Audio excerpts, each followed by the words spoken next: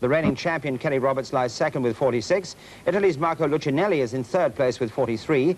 New Zealand's Graeme Crosby is fourth with 42, and Sheen is in fifth place with 37. And there was high drama even before the start. Kenny Roberts was in big trouble. A brake pad had been fitted the wrong way round because that team had changed the front wheel because of the changing conditions, and big trouble just a minute before the start. But Barry Sheen seemed in good form. Barry Sheen on an intermediate tyre, hoping that the racetrack would drive. A push start, they were off, but Kenny Roberts was left. Poor Kenny Roberts was left, and Randy Mamola made a superb start. Randy Mamola, the world champion, the world championship leader, who does not like the wet. He says he hates the wet, but he certainly made an extremely good start. But where was Barry Sheen on this first lap of the Dutch TT? There was Kenny Roberts, very disappointed, disgruntled man.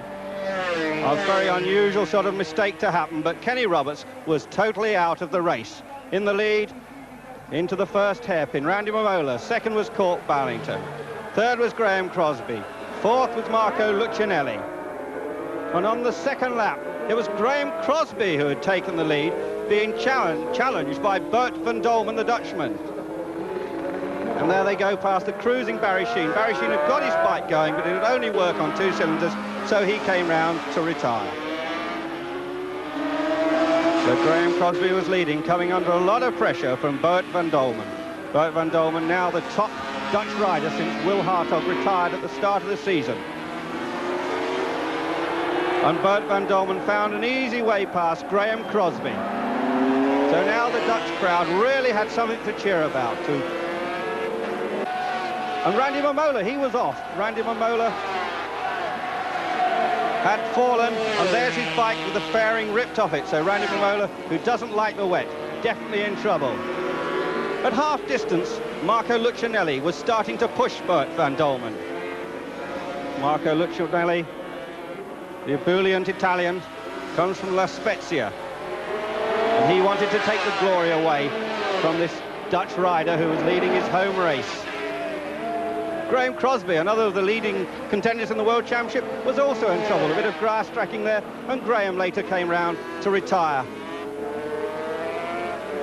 And this was the vital moment when Lucky Lucchinelli forced his way past Bert van Dolmen. And just look at that star there as he comes out of the hairpin. And that was the last the rest of the field ever saw of Lucky Lucchinelli. Third place was Cork Ballington, giving the Kawasaki its best ever result. And in fourth place, Willem Zoet, another Dutch rider, the 500cc Dutch champion, having his best ever ride in the World Championship.